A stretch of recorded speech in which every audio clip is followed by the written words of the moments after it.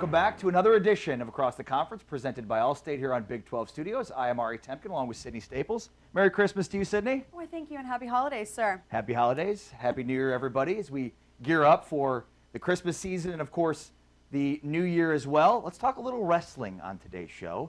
And you're going to be talking with Carter Schubert, the Oklahoma wrestler, later on in the show in a two-part interview that you are not going to want to miss. No, you're not. But when it comes to the Big 12 Conference, really, this is a, when you think about the conference as a whole, the Big Ten is really good. Penn State is the best program in the country. But the Big 12 and the Big Ten are neck and neck in terms of being national contenders and having some of the best wrestlers in the country. Absolutely. When I think of wrestling, I think of the state of Pennsylvania in general. My dad is from Pennsylvania. Listen, I went to Lehigh, so I know a school that is honestly always ranked in one way, shape, or another. But I think the Big 12 Conference, where it's really unique, is who it's made up of, because it's not your typical Big 12 fleet, if you will. We've got a lot of affiliate members that have joined into it. I'm thinking about who we all know as an Arizona State, Iowa State, Oklahoma State, and West Virginia as the typical Big 12 contenders, if you will. But we've got 10 other incredible schools that make up this conference and are all in getting some of that national recognition one way or another. Right, I mean, UNI, South Dakota State, there's also some former Big 12 members, you know, in a traditional sense in Missouri and Oklahoma. But at the top of the conference, Sid, it's Iowa State and Oklahoma State. These are two proud programs. These are two of the best programs in the country. And, I mean, you think about, you know, Penn State's coach is a legendary Iowa State wrestler. Iowa State already has a win over Iowa this year in the big Cy-Hawk series. Oklahoma State and Iowa State is always the biggest matchup of the Big 12 this year. So while the Big 12 as a conference as a whole is really good and has some really good grapplers, at the top it's Iowa State and Oklahoma State. We have Evan Frost. We have Jacob Frost. We even have Steve-O Poulin representing Iowa State. All of these guys are incredible in their own respective weight classes. The fact that Iowa State is ranked number 3 in the country already, again, we've talked so much about women's soccer, volleyball, and their stamps that they've made in the country in terms of NCAA rankings and stuff like that. I'm so impressed by the sheer number of Big 12 representatives we have in the national top 25 every single week. Well, one of the things I think that's really cool as we do this show and focus on the Olympic sports here across the conference presented by Allstate is you start to see, you know, how much traction these sports are getting on a national level. You know, the fact that ESPN is going to choose to air multiple Big 12 matches this year on linear television says a lot about not just the state of the conference, but the state of wrestling nationally in terms of interest. I think it's fun. It's because people aren't used to seeing it. I also think about just when we've got those fun Olympic years that come around, it really starts to spur more of that interest into, I don't want to say a niche sport, but in a way it is. Sure. Because it's not your typical push like football and basketball, but you're seeing some of the most well-rounded athletes in the entire world competing on that mat day in and day out. All right, plenty more to come on this edition of Across the Conference presented by Allstate, including a conversation with Carter Schubert, the Oklahoma wrestler. Part 1, and you are not going to want to miss this, I promise you. Part 1 is coming up next. Along with Sydney Staples, I am Ari Temkin. This is Across the Conference presented by Allstate on Big 12 Studios.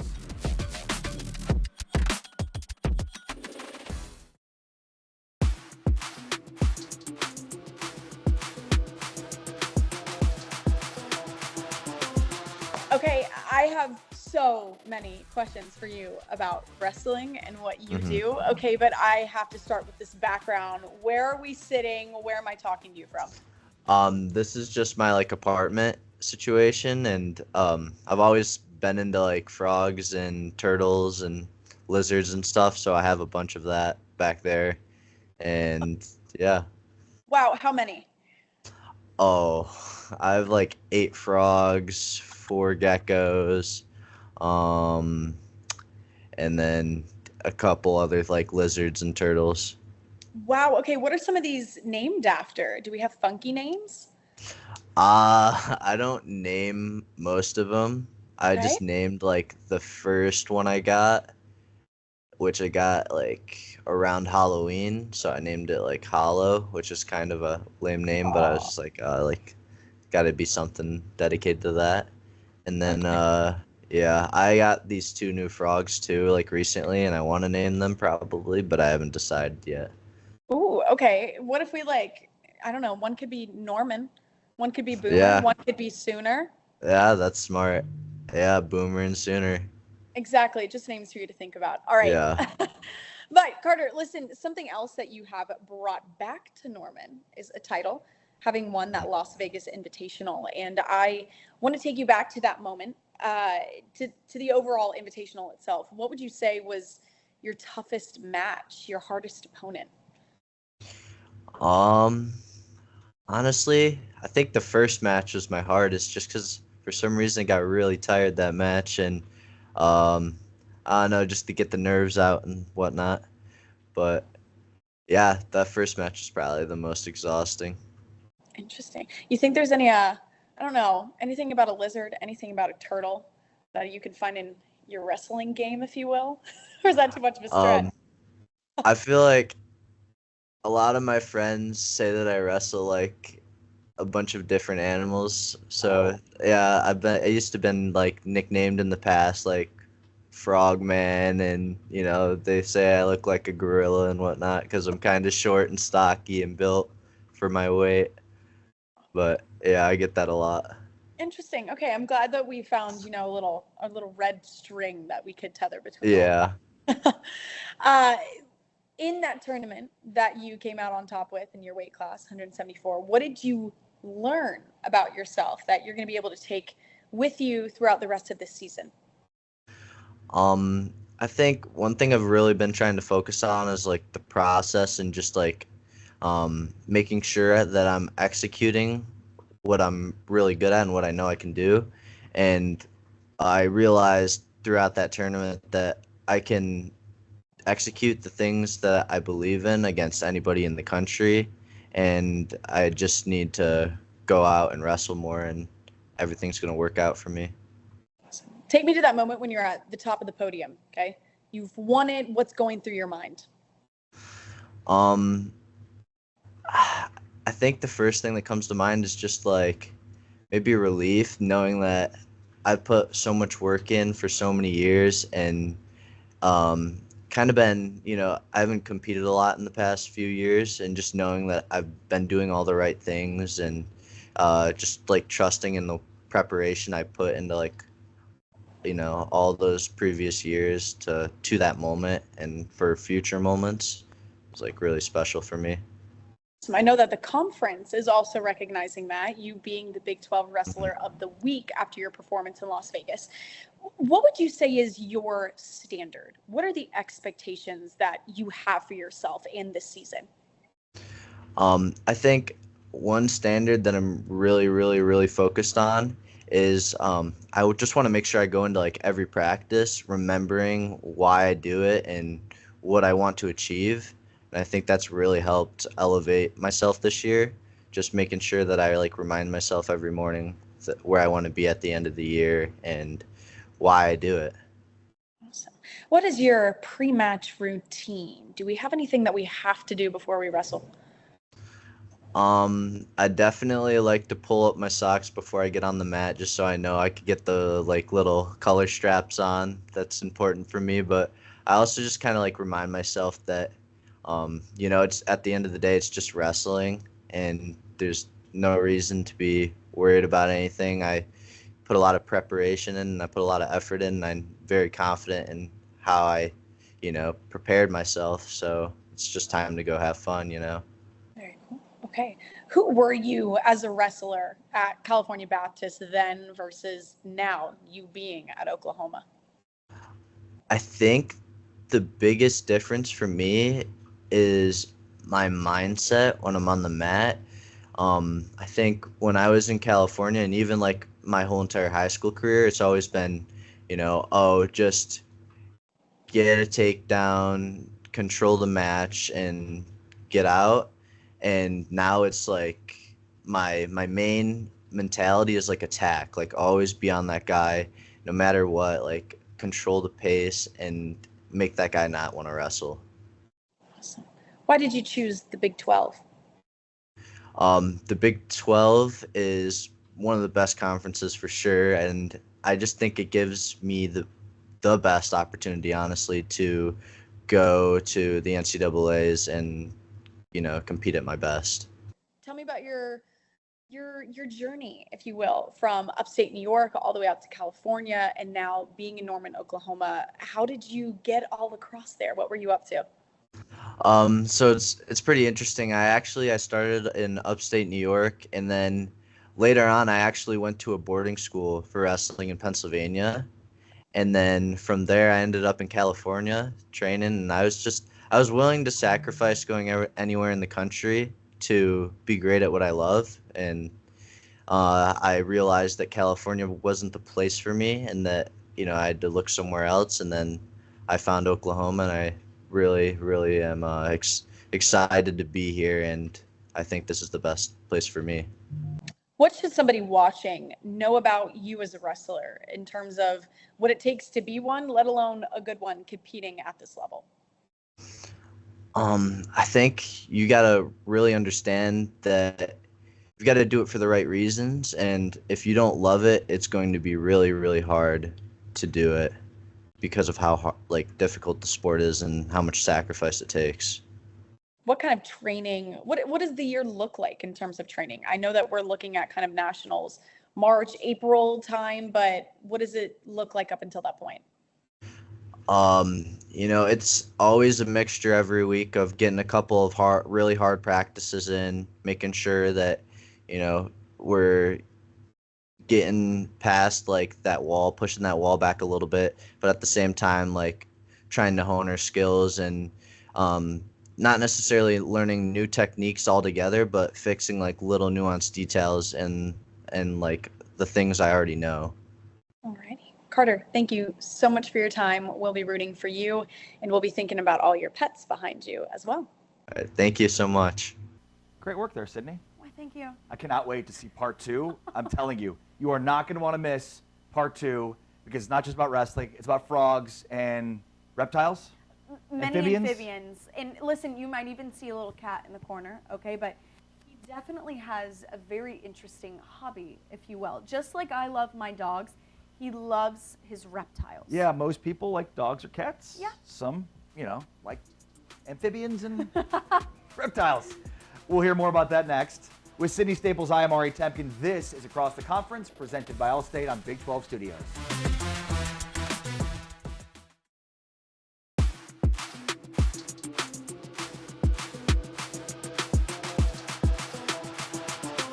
Yeah, does this one have a name? Yeah, this one's hollow. This is the first one I got. Oh. But yeah, it's pretty cool. It's got these little bars, and then you can't see it because of my camera's not very good, but there's cool little black dots in them too. And that's pretty interesting body. And then it kind of looks like a little monster, but yeah, they're pretty sick. What breed of gecko? Is that the right question to ask? So this is called a Leachianus gecko, and then they are also known as giant geckos because this is the largest species of gecko in the world. So geckos are usually pretty small, but this one's obviously pretty big, and they could get up to the size of probably my forearm. So this one's not the biggest, but it's still pretty cool. Okay, how old is he? I've had this one for 7 years. Wow.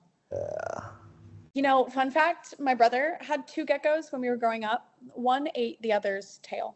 And that's what I can tell you about my knowledge of geckos. They were small. And they were it came off. Huh. Or that. Either one. Listen. So I have 2 that this one doesn't lose its tail, but I have 2 that I used to breed when I was a kid, and the tank in the middle and the bottom. Yeah. And those ones drop their tails if they're scared, or if there's a thunderstorm or something, they might drop it, which kind of sucks. It just depends on if they're skittish or not. I could never imagine being a gecko for one, but to then be something that can just drop a tail whenever they get a little wow, I'm learning so much. Okay, well now I'm greedy and I want to see a frog. Can we see a frog? All right. I have really cool frogs. You want to see a frog that looks like moss, or one that has almost snowflakey looking? I don't know. Snowflakey. I It's feel like like very white and yeah. yeah, okay. Is it like albino? Uh, it's just that's just like the way the species looks and the way that they like breeded it in captivity. They got it to like look pretty white, and it's like got tealish colors maybe too. I would say. Here, I'm gonna go grab it before this dude's about to jump. Bye, Hollow. Welcome back. All right. So this one is called let's see if I don't know if I'm gonna get it to focus. It's a Cruzio hyalocraspidopus or fringed leaf frog. Yeah, I'm gonna use my camera. Do this. Yeah. Wow. These are super cool looking too. This is like my favorite, probably my favorite thing I have. Okay, and this one does not have a name, right? Yeah, no. And then it has a girlfriend too. Oh, okay. So that's Look what at the other him. one is. And the females are a lot bigger than the males, so he's pretty small. Are the females a similar coloring or kind of like birds where they're not as pretty? Um, yeah, she's like the exact same, I'd say. Okay. But Oh, yeah, and then like the back of his legs too have like fringes. That's how they are. That's pretty cool. It looks like a leaf almost. okay. Where you keep them? Is it like temperature regulated for them specifically? So for them, the only thing that needs a heat lamp is my lizard up top, and the rest of them are good. Yeah, it's pretty sweet. I And think that's officially the coolest looking frog I've ever seen in my life. and these frogs are their camouflage is so good. So like he's like just like slowly walking away because he doesn't want to be seen. But they just are pretty stationary most of the time because their camouflage is supposed to be so good. And the What is reason I got gloves on is so I don't hurt him because we like have a bunch of chemicals and we're pretty dirty compared to amphibians. wow. They Okay, absorb stuff. what's his home environment if he So were out in the wild? they're like high up in like the canopy, in Peru. This one specifically in Peru. But yeah, they're pretty sick. Okay, I must ask, what is going to be the next amphibian, next reptile you're going to add to your home collection? I was thinking I don't have dart frogs yet, and I might get dart frogs. And then something people don't really know about dart frogs is, they get their poison from the stuff they eat in the wild. So in captivity, they're not poisonous. Oh, well, haven't we just learned so much from this interview? Yeah. This is amazing. All right. Yeah, that was so cool. Carter, that like made my whole week. That was probably This one is of the the coolest things I've ever coolest seen. interview I have ever been a part of. Hands down, period, no Easily. questions asked. Yeah, this is the zoo experience, I guess. Oh my God, the Carter Zoo. Wow. I love this. Carter, we're rooting for you so hard. All right, Please thank have a you. kick-ass season. Oh, you're awesome. Ari, when he asked us if we wanted to see them, I'm still a little taken aback because I wasn't expecting that, let alone was I expecting to see that in the background in general. But wow, that was so cool. And when you think like frogs, you think like bullfrogs, you know? Or I just like, I learned more about frogs than I ever have in my entire life. And I used to be an avid watcher of Planet Earth. It's a great show. Listen, we need to do more of our research in National Geographic. And listen, maybe when we interview him again one day, we can follow up on if he's named more of his geckos, his frogs, etc. Because Hollow was cute.